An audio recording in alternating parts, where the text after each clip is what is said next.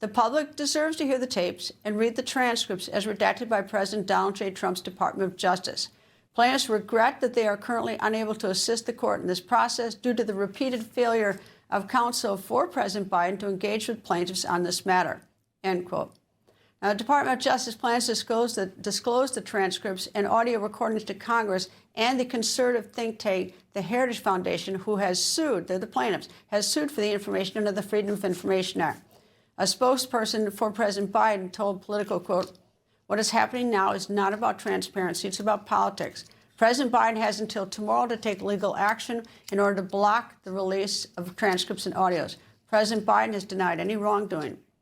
Meanwhile, on Sunday, President Trump took to Truth Social with very harsh words for Supreme Court Justices Neil Gorsuch and Amy Coney Barrett. The president is upset about the High Court's February ruling against his tariffs. The president posted on Truth Social saying, in part, quote, "I love Justice Neil Gorsuch. He's a really smart and good man, but he voted against me and our country on tariffs, a devastating move. How do I reconcile this? So bad and hurtful to our country. I have likewise always liked and respected Amy Coney Barrett, but the same thing with her. They are appointed by me and yet have hurt our country so badly. I do not believe they meant to do so, but their decision on tariffs cost the United States $159 billion that we have to pay back to enemies and people, companies, and countries that have been ripping us off for years. It's hardly believable. They could have solved that situation with a tiny sentence. Any money paid by others to the United States does not have to be paid back. Why wouldn't they have done so?" End quote. Now, Justices Gorsuch and Barrett joined the court's liberal justices in a 6-3 decision to strike down the president's use of the International Emergency Economic Powers Act. The majority found that the president does not have the power to impose tariffs under the act. The president also added in his Truth Social post that he believes that justices will also rule against his birthright citizenship case. That case is pending in the High Court. Professor Emeritus of Harvard Law School, Alan Dershowitz, joins me. Nice to talk to you, sir. And I want to talk about these tariffs. And the thing that struck a lot of the people who dug deep into this tariff question, in this case of the Supreme Court, was, I think it was Justice Kavanaugh who brought up that one of the things that was not argued by the government, by Trump's lawyers, was the Smoot-Hawley Tariff Act of 1930.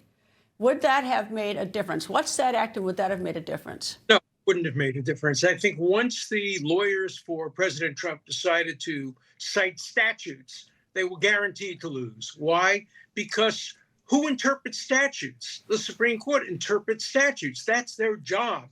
He should have gotten up there, and his first sentence should have been, "May it please the court, the tariffs that President Trump threatened saved 30 million lives between Pakistan and India.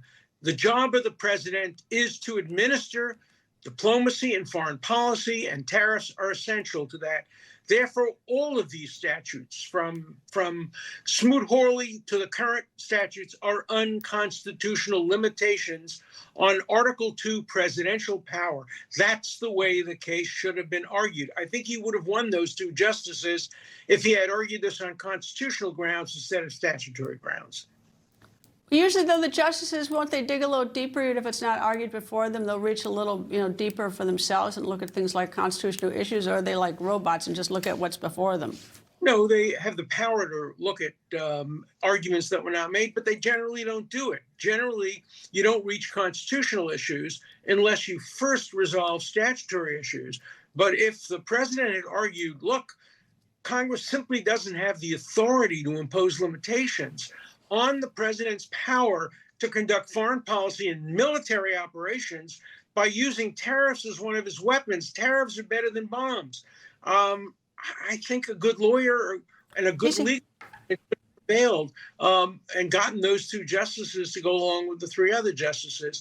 I think once you say it's a statutory construction issue, then they get deep into the weeds. What did this statute mean? Does it give you 25 days? Does it give you 30 days? Does it say 25% or 20%? That empowers the Supreme Court to check and balance the president. When the president claims presidential authority under Article 2 for military and diplomacy, the court has no role to play. You can't second guess that. People think news just happens. It doesn't. It happens because there's someone there to capture the moment, to explain it and share it. That's my job. I go where news breaks and give you the facts. Join me for The Record on Newsmax.